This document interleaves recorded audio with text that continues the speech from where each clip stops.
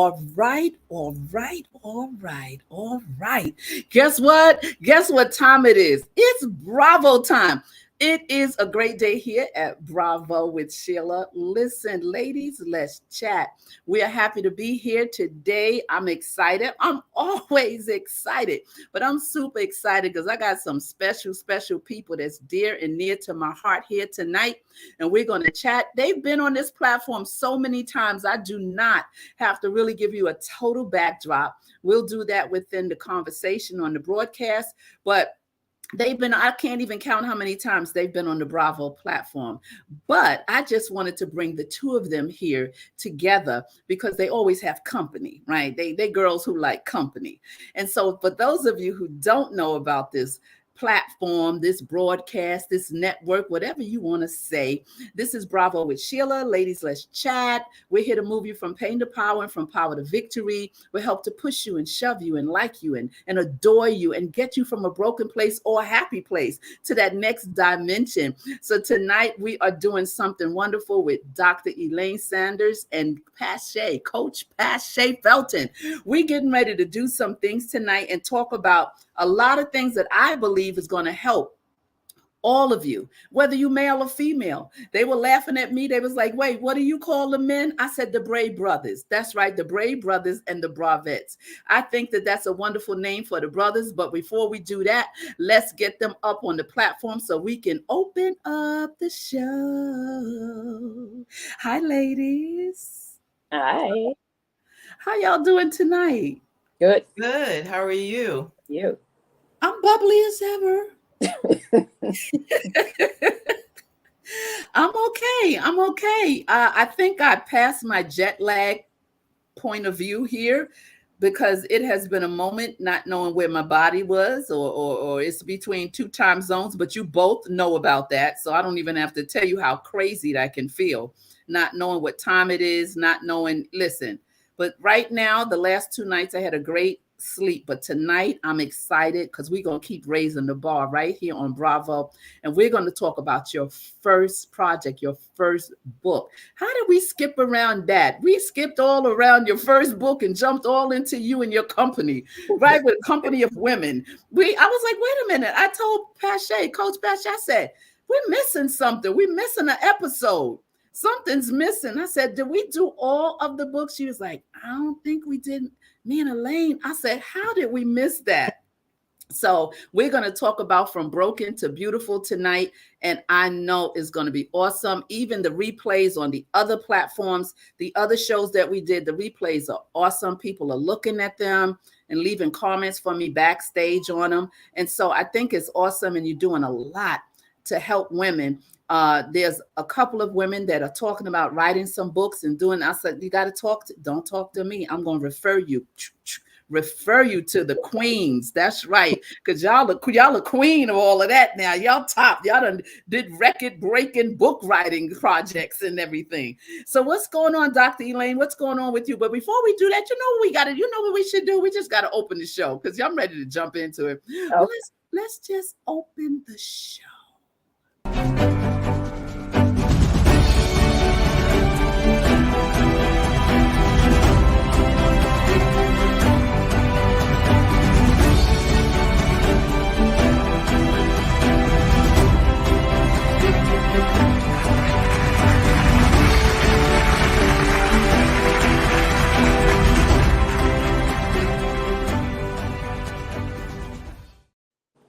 We are back. Get a second. No, you won't get a second introduction. Bravo.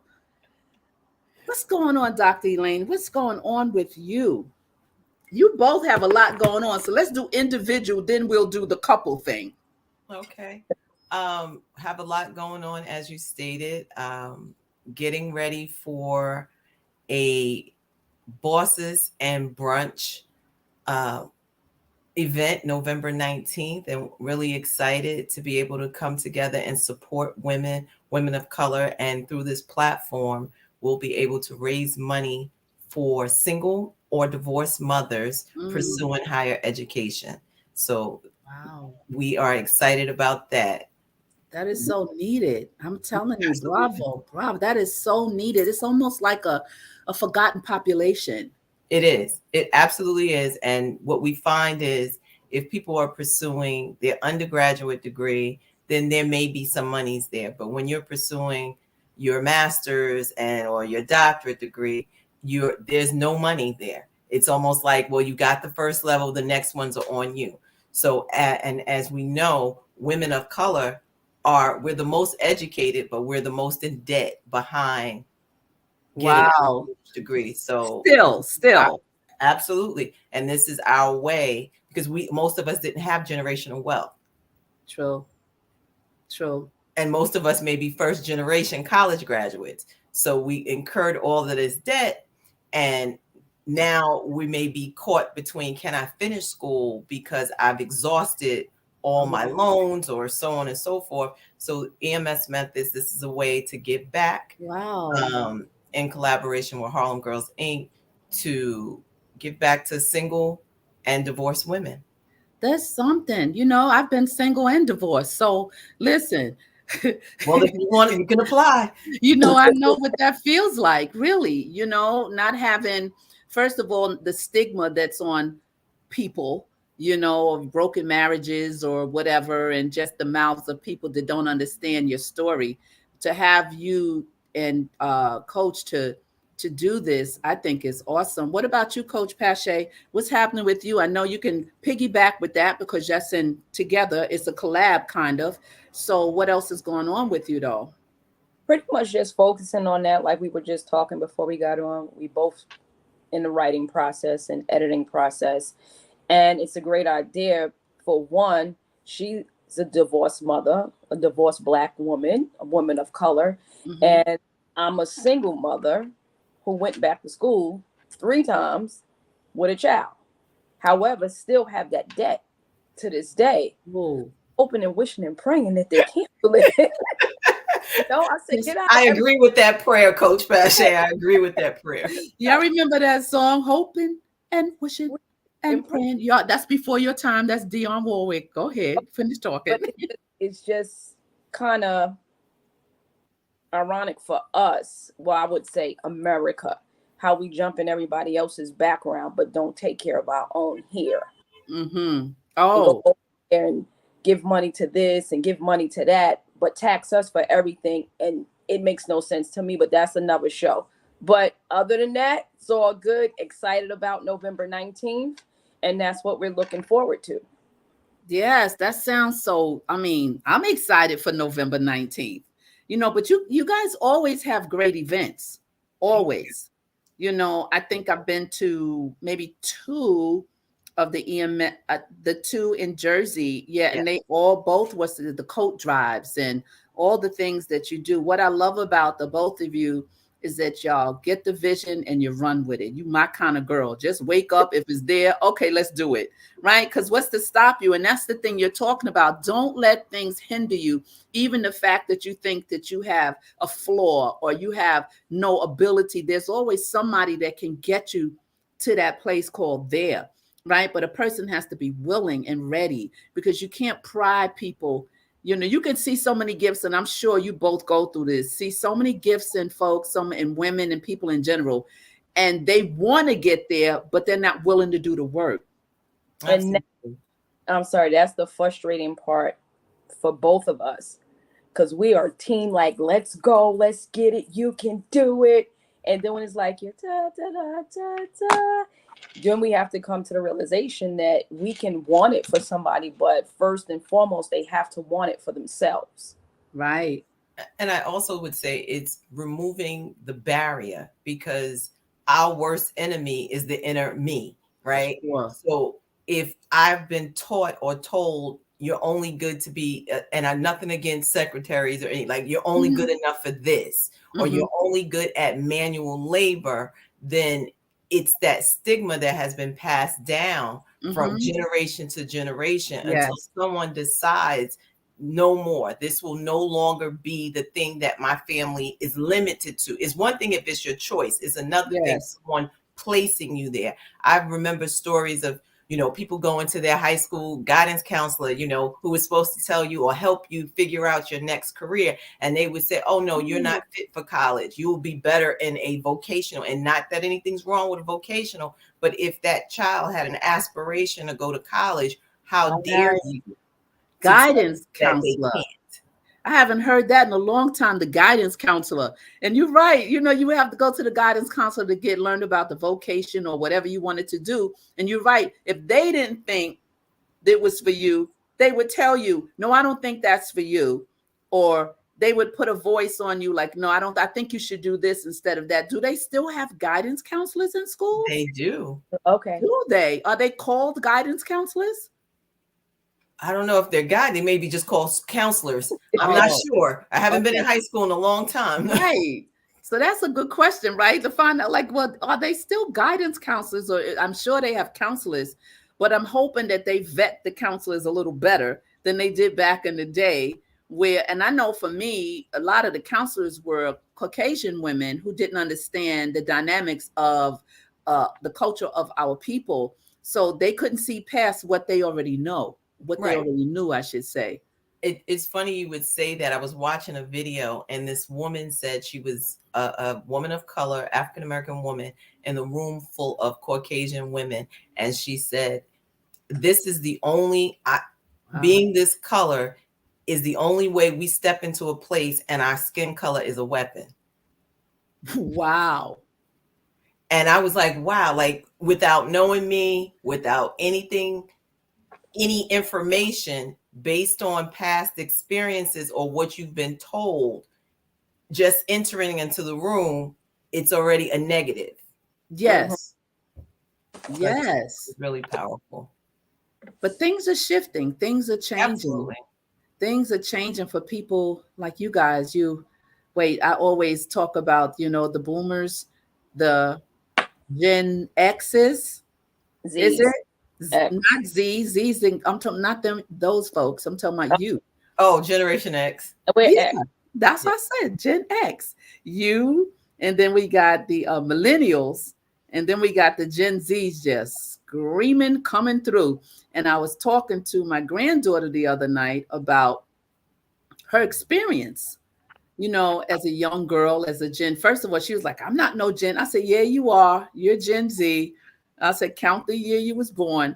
And I wanted to ask her, like, what did she ever get from the other generation that she could put a finger on? Like, what does she feel in terms of passing the torch, and passing the torch is so important on so many levels, even in what we're talking about, from broken to beautiful. It's passing a torch of healness. It's passing a torch of wholeness. It's passing a torch of you can make it. Go, girl. Like you just said, Coach. Yeah. Like y'all ready to go at it, to move. I just watched how Bishop T.D. Jakes passed the torch to Sarah Jakes, his daughter, which was incredible. She never saw it coming. And they had a picture of her from 10 years ago, sitting there as a broken little girl with him. Hair all messed up, just sitting there, feeling shame about having a baby at 13, feeling all these different things. But look at God. Look at that when you have someone to pass a torch throughout, get you to that place called there. And that's what you ladies do all the time. That's why you get so much credit from the women. When we on the platform, they say, if it wasn't for Coach Pastor, if it wasn't for Dr. Elaine, I would have never wrote. I would not be where I am. And I know that doesn't give you a swell head, but you should feel really great on the inside, because that's a soul. That's a soul where purpose has been triggered. And we know where purpose isn't known, abuse is inevitable.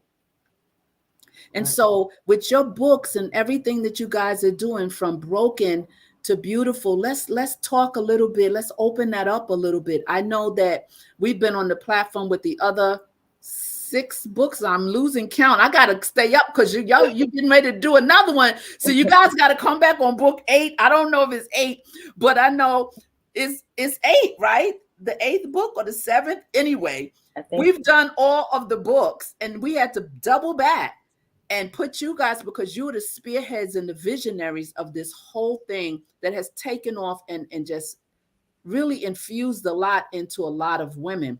So this book, From Broken to Beautiful, was your first book that you guys wrote together, and where the vision began to take legs to be able to move and walk.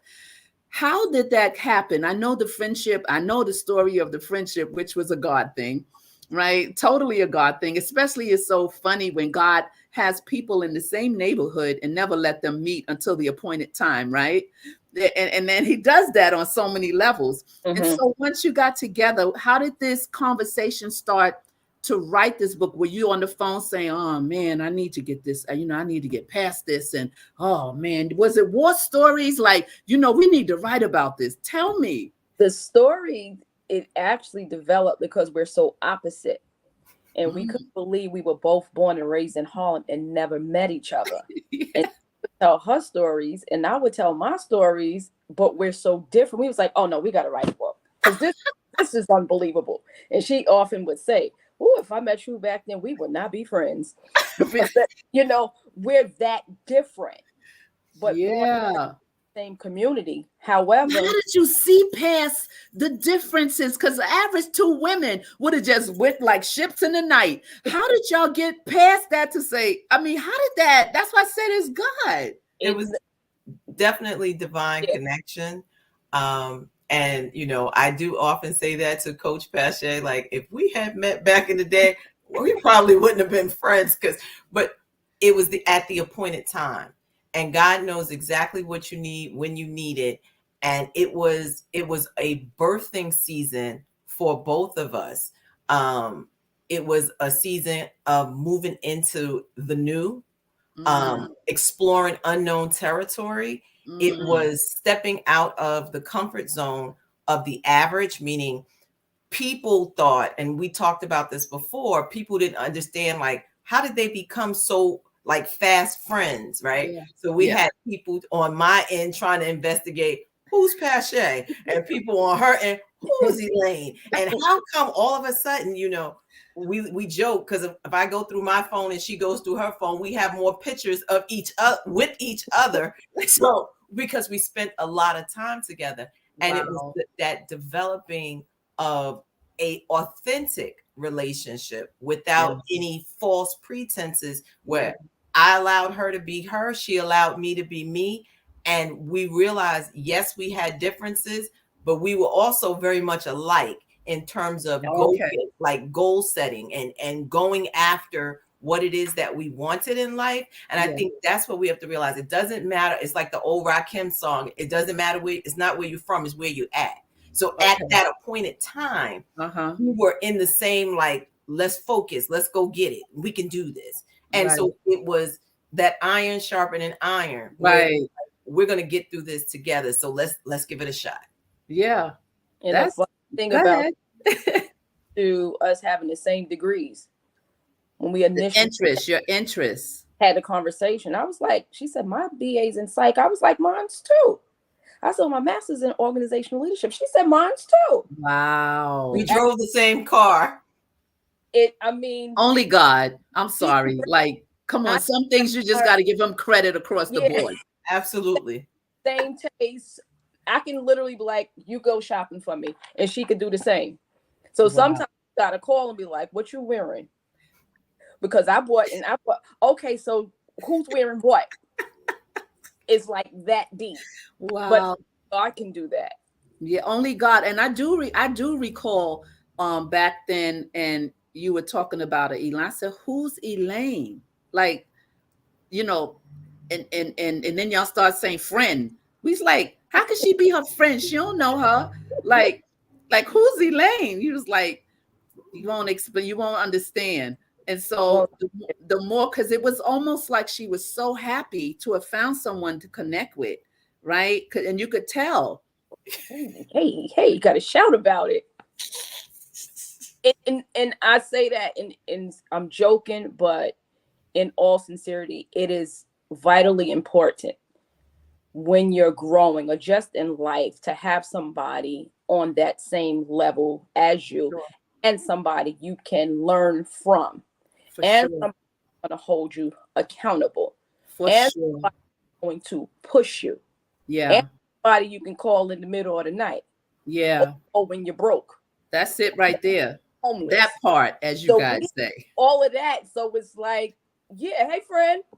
And I think also, if I can add to that, having someone who has your best interest, who's not competing with you. That word. And I think, there are many people who want to be your friend. And I've said this often, and people realize, or I've experienced, is jealousy or envy. They're not the same, but they're close cousins. Right. One wants to be you. The other just wants to have what you have. Right. One wants to be you. Yeah. And the other one doesn't want you to have it. No. Right. So when you can find someone that you can just be and just feel like there is no, like, wait a minute, are you trying to do this like me? Or you have to question, that was never the case. Like literally, we have the same taste in clothes. Perfect example. I came up and my daughter was like, hey, you didn't bring so-and-so. I was like, please, Elaine lived there. I got a key and everything. If I need something, I'll go right around there, go in that closet, get some shoes, go shopping, and not entire outfit. So, I mean, that's how. No, but that is like so awesome, right? Because what you have is rare, right? I'm sure you guys know that at this point in your life, how rare that is, even though you can have people in your life for many years. You say, oh, I got a 30-year friend, but it may not have any of those characteristics that you named. It may have 2 out of the 80 or 3 out of the 10, or, it may, and you go with that, you take it for what it's worth, but to have all those qualities to move past the whole thing, like, girl, back in the day, we probably never would have. That's why the Lord had to kind of separate for a minute, right? And just put you in a shaker and then shake you out at the designated time, because it was meant to be. And I also think me moving from my broken places and her moving from her broken places, that we grew from broken places. We learned those lessons we took to heart. Yeah. And we learned from them. Yeah. And we carry it over into other relationships. Yeah. But you brought healing to each other, didn't you? Right. Yes. Absolutely. I think it goes back to, we did our own work. And having the ability to do your own work and look yourself in the mirror and say, this is your ugly truth. Now, are you going to deal with it? And we didn't give someone else the responsibility of our stuff. And that takes maturity, because it hurts. So I often say, you can hurt to hurt or hurt to heal. Either way, it's going to hurt. So you might as well hurt to heal, get past it, and now be a light to someone else to say, I've been there, but this too shall pass, but you have to do your work. That was just a mic drop, right? You know that, right? You know that. You didn't pause with that one. You know how we do here. You can hurt to heal or hurt to... You can hurt to heal or hurt to hurt. Either way, it's going to hurt. Yeah, mic drop. You can't just breeze past those kind of comments, okay? But you already know the behavior here on this platform. And she said that because I actually wrote in Broken to Beautiful when I expressed when I hit the point where I had to look in the mirror and was like, wow, you're jacked up. And it's like, okay, you can't keep running from yourself, because you are going to be with you wherever you go. For sure. You. That's for sure. That's funny. Because yesterday I went on my ministry channel, SMI broadcast, and every Wednesday now I'm doing something called Word Thirst at noon. And what the Lord had me talk about was a mirror with 2 images. And as you say that, it just came right back in my head just now, like, yep, exactly. And because go ahead, you guys. I was going to say, I think it also goes back to putting on the mask, right? I'm one way in front of the people, but when I get home, I'm someone else. And learning how to live with the mask. So that's dangerous. Yeah, but we've done it. We've all done it. I can remember, even in talking about the book, being married and miserable, but putting on the mask because it was like, you have children and you should work it out, or you should whatever, till I had to come to the realization, this is not going to work. I don't care what I do, it's not going to work, because you need two willing participants in order for it to work, right? Mm-hmm. And when I came to that point of saying enough is enough, I had to be okay with your marriage failed. Mm. My parents were married for 32 years until death did them part. Right. My sisters and brothers that were married, they're still married to the same people. So I was like, wait, I'm gonna be the first one to do this. Yeah. So you have these images like, how do I now step out and do something that's not done in my family? Wow, that's deep. Yeah. But I had to realize, if you don't do this, you're going to be miserable, and you will have no one else to blame but you, because you weren't brave enough. Brave, to the word. say enough is enough. Yeah. So I had to choose me. And I think that's what it is. When you start choosing you, then you'll start behaving differently. For sure. When you choose you. But boy, do a lot of women have to go through a lot of layers to get to the choosing of themselves. You know, there's a post, I don't know if you saw it, I did it the other morning. I've been thinking about it. It was like, apologize to yourself. Like, it really keeps ringing. Like, and I put 3 pictures up, a little girl, and it says, dear self. And right under it, it said self-love. And then it said, I apologize to, and on the side of the picture, I wrote the young Sheila. And then the next picture was me some years back, years back, the older me, the older Sheila. And then the last picture was the now Sheila. And all those pictures was like kind of a quick timeline. And I said, I apologize for everything and everyone I allowed to come into my space that should not have been there. So I apologize and I forgive myself. And a lot of times that's liberating. You know, it's liberating for someone to stop, pause, and say that to themselves, because they always, oh, I'm sorry I did that to you. Oh, I apologize to everybody outside of the realm of themselves. And in the meantime, you jacking yourself up and you don't apologize to yourself. It sounds stupid. It sounds ridiculous. But when you think about it, go ahead, Coco. No, I was waiting for you to finish, but that's very important even in daily life, because we do miss the mark. Even going forward on our day-to-day, it could be a week. You can have a set plan for yourself and miss the mark, whatever that mark looks like to you. Right. So it's good to apologize to yourself and realize that you're only human and you can only do what you can do.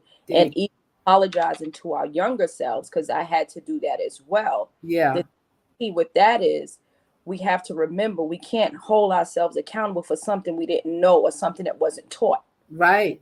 A lot of times we're walking around, we're holding this stuff in and beating ourselves up. The guilt. For something that we didn't know or something that wasn't taught. Yes, absolutely. And the guilt of it all, you Right. know, like, and with so many women I find in my sessions, they have guilt from, I'll be like, wait, let's talk about that again. And it's not even major that should have had them captive that long. But I mean, who am I to say? You know, we all deal with stuff differently. But you got to think about it like, you know, the real important things you just let slide by you, and you holding yourself in what? Bondage. Hostage. Because of something you didn't know how to do, or someone told you shouldn't have did that, or they pounded it that you're no good, that you're a weakling, that you know that you're not capable, and then suddenly that shapes you if you don't know how to kind of wiggle that stuff off of you and get around what? People like you talking about yourselves. Because how many women in situations did you go through, or did you go through, Elaine, before you two met? Right. And it's, again, like you just said, someone telling you you're not good enough. And it goes back to the top, what Elaine was talking about, is people putting moralistic judgments on us. Not realizing the damage that is caused. Absolutely. Us as humans, and even as Christians, and just humans, period. Yeah. We should be putting labels onto others. That stuff carries. I've spoken to kids. If my mother said I'm stupid, you know how jacked up that screws up a kid? Yeah. Especially coming from your mom. Definitely. One further, I went to one of the worst junior high schools. My teacher literally stood there and told the entire class, y'all are not going to grow up to be Ish. Wow. The teacher. Well, you didn't come home and tell me that one, but okay. Because I think that would have been a problem for me, and we would have been hard in there. Like, we would have had some write-ups and some whatever going on. But I understand your point. Moralistic judgments that we Yeah. place, that we Yeah. carry, especially as kids, Yeah. when all we could have said it a different way or reacted with love. True.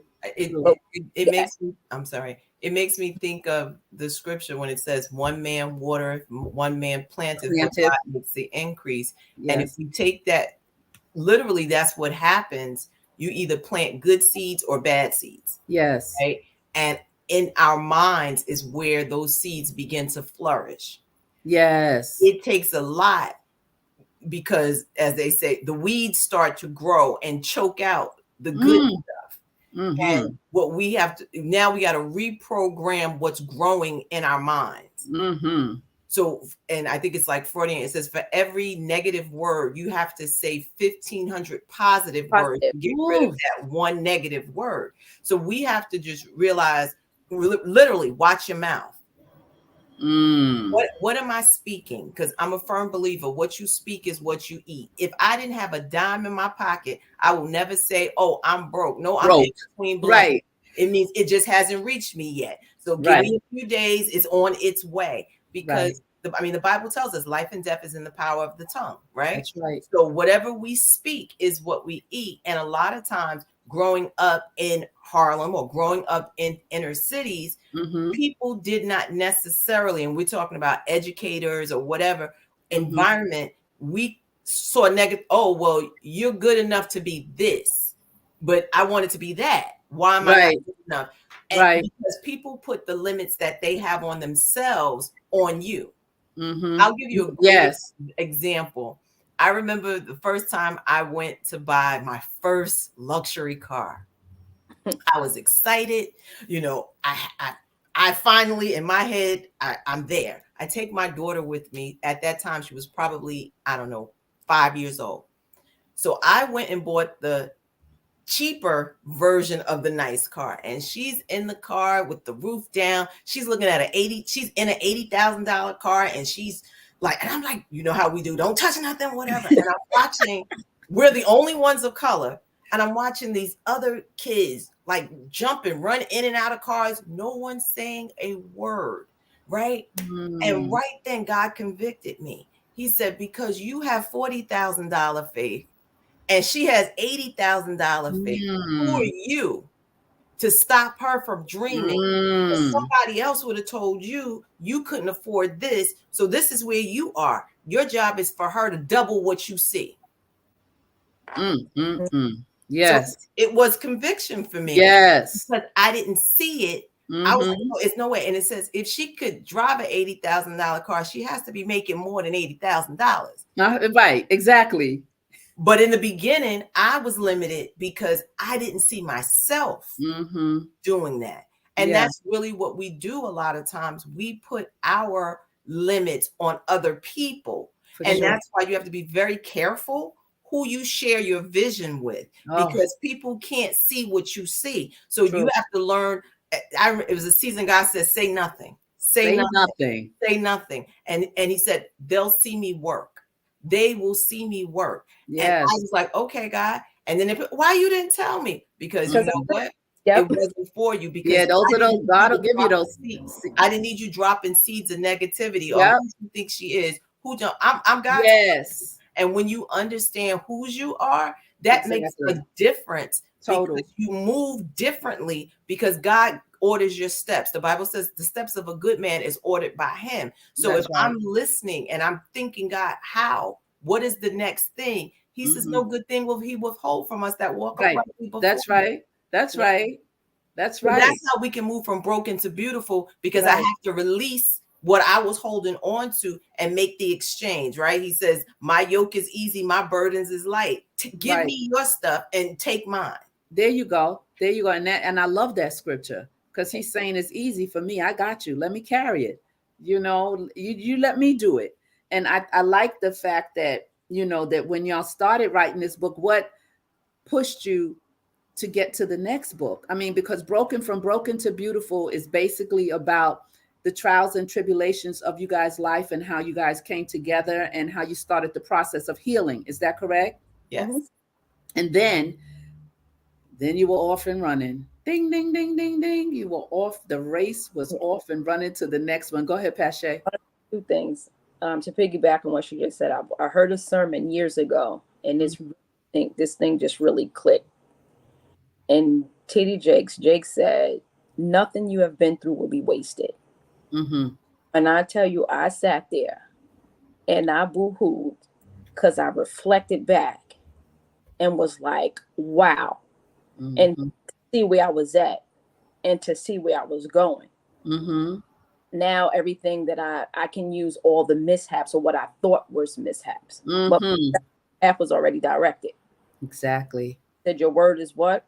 A light unto my feet. Feet and the lamp. Yep, Right? that's right. Lamp to So the path. Mm-hmm. go for the second book, and to go back what you said at the top, we just vibe off each other. She has an idea, it's like okay. I have ideas, like okay. And I forgot where we were. I think we were in Florida. We was on vacation somewhere. She was like, I want to do a book that's called Bonds and Breaks of Sisterhood. And we could talk about it. I said, okay. So Right. that's how hey, I got an idea for so and so. Okay, put the call out. We put the call out and we just go from there. And because the connection's already sealed. You know what I Mm-hmm. mean? In the spirit, it's already sealed, it's done. The thing is to maintain it. That's what happens with a lot of us. We don't maintain what God has already done. We allow other isms and schisms and things to interrupt it, or and that's why you can't let, like you were saying, certain people too close. You're not standoffish, but too many people have motives that are like so unpure. You'd be like, what? The motives of the hearts of man is so contaminated, and the Bible says that. And so you have to be so careful who you allow in your space, and you guys have done great doing that, even though y'all have a lot of company. I call them your company, your house full of company.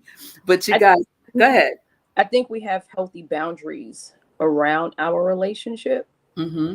And I can say a big part or the main part of us writing and putting these calls out to do books is because we genuinely have a heart for people, and Mm-hmm. people move forward Mm-hmm. Oh yeah. and healing. Oh yeah. So it can be we don't even feel like doing it, but it's like, okay, it's the bigger picture. So both of our hearts are drawn to people that Mm-hmm. need help, And that's need the help, assignment. right, and See, making the change. assignment is on you. You can't shake away from the assignment. It's already Right. done. It's about empowerment. Yeah. It's what we've learned. You teach others, right? It goes to that theory of thought. If you give a man a fish, you feed him for the day. But if Yeah. you teach a man a fish, you feed him for a lifetime. So Yes. our job, I feel, is to help unlock the gift and then say, go soar. That's So it. we, the same way, I believe for us coming together, it was to unlock, it was the push pull to push us to the next level, Mm-hmm. and to say it's okay. So Mm-hmm. we could laugh together, we could write, we could work together, Mm-hmm. we might fuss sometimes together, but we can come back and have, again, healthy boundaries Yeah. around it, where we're like, okay, well, I saw it from this point of view, you saw it from this point of view, but what is the greater good, or what is our happy medium here, Right. without there being any residual Yeah. feelings The about common ground of the situation, Mm-hmm. finding that place, that resolve, and a lot of women, a lot of people in general are so caught up in pride and their own agenda that they can't even see that they're risking losing something genuine and something very important to their life by not being humble, right? Because humility is a key to going up. I don't care whether it's in Christ or out of Christ. If you're not humble and can't understand the gift of humility, because it allows other people to be, it allows you to be able to say, I'm sorry, I missed that, and not feel like you're less than, But when you're safe in a space, then you don't feel like, oh, you two, you can say anything and know that there's no ill feeling or motive behind it, because you are still two different people and you respect each identity. You respect each other's differences in terms of the makeup. Mm-hmm.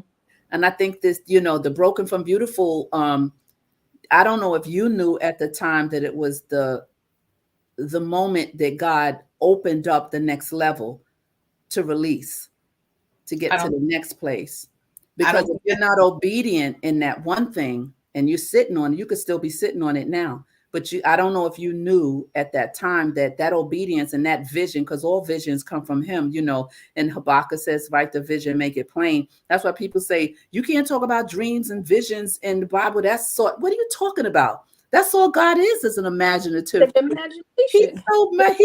he's the one with all of the wonderful visions and everything. And I don't know if you knew prophetically what God was speaking into you when you did that, because it was a prophetic move. It had not been done before, spoken it and did it.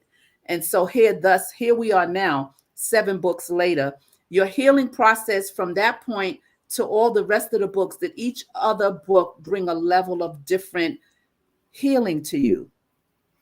I would say absolutely. I think the first book had us to concentrate on what was the thing that helped us say, I was broken in this place, and how do I move to beautiful, right? And when we think, when most people think beautiful, we think of the outside. Right. How do I make my heart beautiful again? How do I make my mind beautiful again? How do I see me Yeah. the way God sees me? How do I feel like I am truly the apple of his eye? Yeah. How do I fall in love with God again, in spite of what people may say? And I think as we graduated into other books, The Bonds and Breaks of Sisterhood, those were like they were real stories, some real, like, yeah, this happened. And I'm trying to understand. And it was like therapeutic writing to be able to say, you know what? I've had some sisterhoods, whether that could be biological, Right. friends, whatever. And these are the things that you go through. And Yeah. it doesn't mean that it's broken. There could be restoration. So there's always hope. We always write with the intent of hope, restoration, empowerment. We're never going to leave you in the same place. Like, if you encounter either one of us, whether it's separately or together, Yeah. I can promise you, and I don't make many promises, that you will leave better as a result of the encounter, because we're intentional. I agree. And it's proof by how the women attest to what is going on. And I think that that's so awesome, because each book took other layers off and had you go deeper. Go ahead, Pache. It's even writing today. So we're doing a book called Boss Built. What's the second chapter? I don't remember it off the top of my head. Is Yeah, it? I think You can't ask a question like that. And I'm talking. And I was sitting here writing the second chapter, literally in tears, just saying, thank you, Lord. Yeah. Oh my gosh, because I reflect. Representation matters. That's the second chapter. Is it? Representation matters. And why that was so important, that chapter was a pivotal time in my life, is because when I first really had my first job, I went to a administrative assistant program. Like, hey, I'm just going to go here and get some skills. Little did I know it was ran by this Black woman, and everybody in that organization looked like me. They never judged me. I kid you not. I was 20, and I wrote in the book, 20. I'm not going to tell you everything, but I'll tell you this. 26 years old. So the director gave me the task of writing checks for stipends and paying bills. At 26, I didn't know how to write a check. She didn't judge me. She was like, oh, let me show you. No judgment whatsoever. But I sat back and I thought about it. Had it not been for them, I would not be here today. Well, you might have. You don't know that, but you're saying that was pivotal. It was pivotal. It was the foundation. It was the beginning beginning because of what they poured into me. I've never Yeah. had anybody mentor me or Yeah. take under their wing. So I mean it in that In sense that sense. Uh-huh. Uh-huh. of giving back and not judging and Yeah. meeting where they're at. And then when you link up with God, it's just Oh magnified yeah. Oh yeah. true meaning of serving and helping others. Yeah. Lord, and I was like, wow, I didn't even know it had that effect on me. But writing, and I was like, dang, Yeah. really there. Like 26, Amen. like just step by step, no Yeah. judgment. Hey, do this. And after the training program, they hired me. But that's what you're doing now, though. So the very And thing you're talking point, about paying yeah, it forward, you guys are paying it forward, right? And we pay it forward in different ways, right? We pay it forward in different deeds, and we pay it forward, but it's awesome to be able to reflect on your beginning of it. It's awesome to not forget that group of people or that particular lady that didn't make you feel shameful, that didn't judge you. Because when people see your worth, regardless of what you know at that moment, you can mhm. look past that and see somebody's worth, right? And when someone doesn't see your worth, then that's the time when you have to say, season, reason, lifer. Season is over, right? The reason is over because I got the reason why you were in my life, right? And the season you stayed in my life. And that was one of those moments. They're not around now. They're not lifeless for you, but they are in terms of what they put in you to catapult you because they saw what was in you, but they had a heart to pay it forward. Who paid it forward for them? Because that's what the heart of God is, And paying it forward. they're still here to this day. No, but I'm saying the fact of how you've moved on to your adulthood, how you now are paying it forward. That seed, like you said, one man plants, another man waters, and God gives the increase. You're walking in the increase of Absolutely. everything that has been planted, despite the childhood that you've had. Pache was in her childhood, she wasn't the easiest kid. She did what she wanted to do. She tells her story, but she didn't listen. She was rebellious at a certain point. She did a lot of things where she wouldn't listen. Or, we all have our moments. But the thing is, what's in you, even though she was like that, her grandmother was in her. What I went through at a young age, I didn't have a lot of nothing, right? To understand what was going on, how to raise children, how to do this. And people always say, well, how did that happen? And I always say, well, thank God for my mom, because she was my support system. Because the time that I was pregnant with her and Nicole, a lot of young girls was pregnant back in the 80s. A lot. It was like an epidemic, especially in Harlem. A lot of young girls. And many of them were put out of their homes. Many of them, their parents would not let them stay in the house. So they were what? Given away. That didn't happen to me, right? That didn't. And a lot of them was in this school that we went to for pregnant teens. And when you hear their stories, like my mom, she put me out. I'm like, well, where are you staying? I'm homeless. You homeless? 14, 15, homeless? So where are those children now? Where are those young girls who had just as much talent, just as much vision in them that I had and Pache and you had? Even though the stories are different, we always need people to push us along and to see our worth, despite the left turns we take, the rebelliousness we are. When we're young, we don't listen. We want to do what we want to do. It's always about that God thing. It's always about God rescuing us and putting people in place. And that's what I like so much about you two, how you pay it forward with so many, like some of the girls' stories that you guys have tapped into. They tell you how they were when they were younger, what they was doing, what they shouldn't have been doing, and how they thought they would never be. And in their later years, you guys bumped into them, whether it was individually or together. So, and I use Pache for an example because I want people to know the story. The other piece as a mother, she was going through, all of them was, or the whole household. It was just Harlem at the time, right? Without a father. My father left. Said, well, where was your dad? He left around when I was 11. Broke, so that kind of thing broke the household, which breaks the children, which breaks the family unit, which now spins out of control. But to see her now, and to even with Nicole and with Dee, to see what they've done, to see what all these women, especially younger women, are doing, I give y'all bravos, because you had to fight through so much emotionally, physically, and mentally. And she in her right mind. I escaped a little bit. No, You did what? What you say? I escaped a little bit. That's why I protect my You peace. got more than a little That's bit, why I girl. said, order around this peace thing over here. What But did you just say? I missed that. I said it's a heavy border around this peace thing I got going on. Oh my goodness. But I say, to piggyback on what you were saying, like with me, I could talk about me. I'm transparent. I don't care. And what you were saying as far as like what you went through, and thank God you had your mom.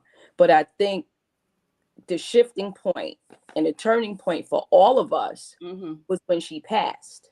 Oh, absolutely. So you lose your foundation.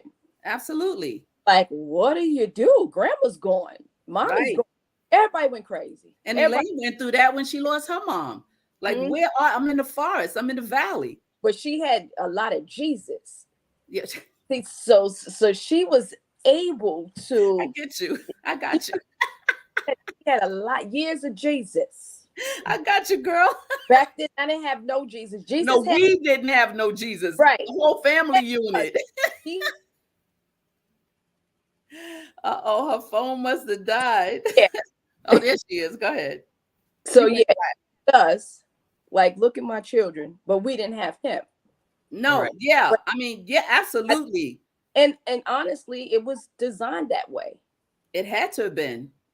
It had to have been. It goes back to, like I said, nothing just happens. You know, story being different, but thinking back of like my father and mom, they used to say things like, my father would say this to me all the time: I could put Elaine in front of the president of the United States and she would not embarrass me.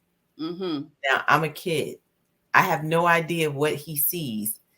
And he would say these things. And I think it also goes back to having a sound voice in your life. And I know you speak about your grandmother, your mother being that sound voice. And what happens when that voice is silent, meaning you have the memories of the voice, but you can't run to go hear the voice anymore. No. I think the same thing when you talked about my mom passing. Yes, I had Jesus, but I was like, Mom, I want my mother. Right. Because the natural part of you, right. the seams come out of yourself. You know how you have a tailored suit and suddenly that thread starts coming and the seams open? That's what happened. And I think that when we look back and we say to ourselves, yes, thanks the grace of God and all of those things, but God knew what he needed from us, meaning how he had to develop our character to be who we needed to be, to reach who we needed to reach. So you take someone like myself and Pache, you put us in a room, between the two of us, we can reach the whole room because our backgrounds are different, but there's still a common ground. Where it's like, okay, well, no, I don't understand that, but she does. She does. Vice versa. Absolutely. That would be me, but it's still saying, but we're still standing here today as a unified front or unit to say, but God. But God, for sure. Despite how we got to him, but that was that whole part of holding on until that change comes. Because I've had a friend I could think of, and she deleted herself, because she was a beautiful model type. And she just couldn't take it for that season she was in. Everything else around her had been so good, but that season, that one season, she couldn't handle. And she just jumped off the terrace, right? So beautiful girl. So it's all about, I don't know, we're all wired differently. And I think support systems help a lot to get us from one place to the next place, whether it's your grandmother, your sister, your boyfriend, your brother, that word, that voice to tell you and to remind you of who you are, that you can move from broken to beautiful, that you can make it. If I can just say this, today I actually wrote something on Facebook and I said, you don't know the cost of the oil, of my You see oil. what I put under you too, right? You saw how I commented. You saw I sing that song all the time. So when you did that, I said, she on it today again. You see what I put. All right. And I think that's what people miss. People Yeah. see this, right? And they're like, oh, you know, No, and I know, and Pat, we all grew up in Harlem. So no, oh, you think you all that, you think, and you're like, you have no idea what I think, one. And two, you don't know the price that I had to pay. Absolutely. To be who I am. I worked at being or becoming her. For sure. I've worked at. So sometimes people, you make progress look easy because God's giving you the grace for what you do well. But people have no idea the tears you've cried. They have no idea the times you felt like, you know what, is it all worth it? You know, there's that moment in time where you just have to come to a place and say, you know what, I was broken and I'm not going to stay broken to make you feel comfortable. There you go. That's like so important. In your broken state because they like to feel like I had to help her. Oh yeah. When you're like, I no longer need your help. Yeah. Then people are like, well, who do you think you are? I know who I am. Right. I'm not broken. I'm not bowed and I'm not bent. Right. I stood up straight and said, I got this because God got me. Yes. Pastor, you was going to say something? No, I was just going to say when I started laughing when she was talking about her mom, and she doesn't mind me sharing. We were, because for a while, you know, Elaine is very, and I'm like, you good? Yeah, I'm good. I'm like, okay. We went to South Carolina for family reunion for her dad's side. We're all sitting there, you know, she doesn't get emotional. So she gets emotional. She goes outside. She has tears coming down. And I'm like, oh my gosh, you miss your dad? She was like, no, I miss my mom. I said, well, where did that come from? The trigger. It was a trigger. Right. But we was at the family reunion for the It don't matter. Having all these emotions about her dad, her aunt is there. And the next thing you know, I said, friend, it's going to be all right. I miss my mom. I said, okay. But I was happy that it came out. Absolutely. Again, we don't know when that layer is going to pop off. Go ahead, Elaine. It's a part of one. No one can tell you when to grieve or how to grieve. Yes. Also, in that moment, right? My father passed away when I was 22. So my mother passed away when I was 45. Yeah. So there was that moment that I'm now on some of the things she did not get to witness. Yes. And for me, it was, I can now do the things. I mean, I was doing some things before for her, you know, to spoil her. But I was like, now I'm at another level. I could do these things for her. And she wasn't there. Yeah, I get it. So it was that moment of saying, I wanted to spoil her till she just said, no more, you know, to say, I'm grateful. Yeah. For everything you've done. Every sacrifice you made. I get it that. was well worth it. So I say often, we have to be clear on who we are in terms of legacy, right? I'm like, our legacy will outlive our lifespan. So when I say I'm the legacy of a high school dropout and a high school graduate, they produced a doctor. So when they met in a subway and decided to get married 3 months later, little did they know what they were going to produce. Absolutely. I know. I get that. I've had many cases of I wish my mom was here and quietly go in a room and cry, right? Because of how she supported me in everything I wanted to do. How she supported me when I left the two of them to go to Italy to live to sing. If you want to do it, I'll watch them because I know you want to sing. I don't know why you want to be in that world. I don't know why you want to do that, Sheila. Them people crazy. You shouldn't want to be a singer, you know, and those types of things. And then after doing all of the major things that I've done in my life, her not seeing it, her not, you know, being able to say or be in the audience. She did see a lot, but it's just, I know what you mean. Like when you say in a moment, you don't even know it's going to hit you. You don't even realize it's going to like, you're like just normal. Like Coco said, y'all going to the place, y'all going to the reunion, and all of a sudden you get a breakdown, a meltdown. Like, wait a minute. And then she laughed when she said it. And we just stood there and laughed. We stood there and laughed. Because I didn't expect it. And I think that you have to realize it's okay to not It's be okay okay. to not to be Mm. okay. Yep. You know, such as we have, my mom would always say, such is life, you know, and the fact that you guys are really doing it, continuously doing it. I'm so proud. You know, you lifers on this channel. You are lifers. So just understand you're a lifer. And when things happen that are new things that are going on, you will be on the channel because I know you guys are about empowerment, and that's what this channel is about. I will be at your event on the 19th of November. Let's tell the people that are in New York on the East Coast where this event is, and I will be there with the Bravo camera, whatever, taking some footage, chopping it up, and bringing it back and showing it. So, uh, let's talk about the event, where it's going to be, how somebody tell them your handles, so Uh, you know we can get a lot of people involved, or if they want to, they can be there. Take it. okay. The event will take place November 19th. It's a brunch. So it starts at 11, from 11 to 3. It will take place at Pinnacles Catering in Lodi, New Jersey. They can go to Eventbrite for tickets. They can go on the EMS website, so emsmethods.com, and they can buy their tickets through Givelify. They can Cash App, EMS Methods Inc. At Gmail. They can go through PayPal, same handle, EMS Methods Inc. at PayPal for PayPal.com. They can Awesome. give.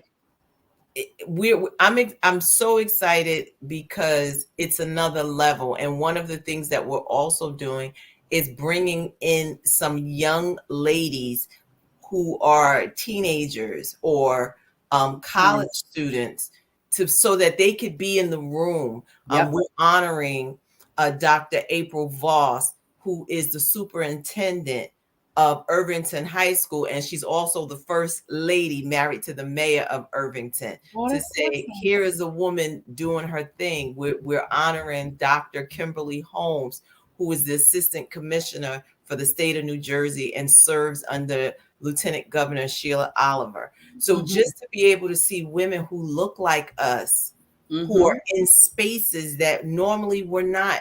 created for us. Yes, that's it. It's I'm elated to celebrate with these women Awesome. their accomplishments at this Awesome. event. Awesome. Awesome. Awesome. And your handle for IG is what? Harlem Girls Forever.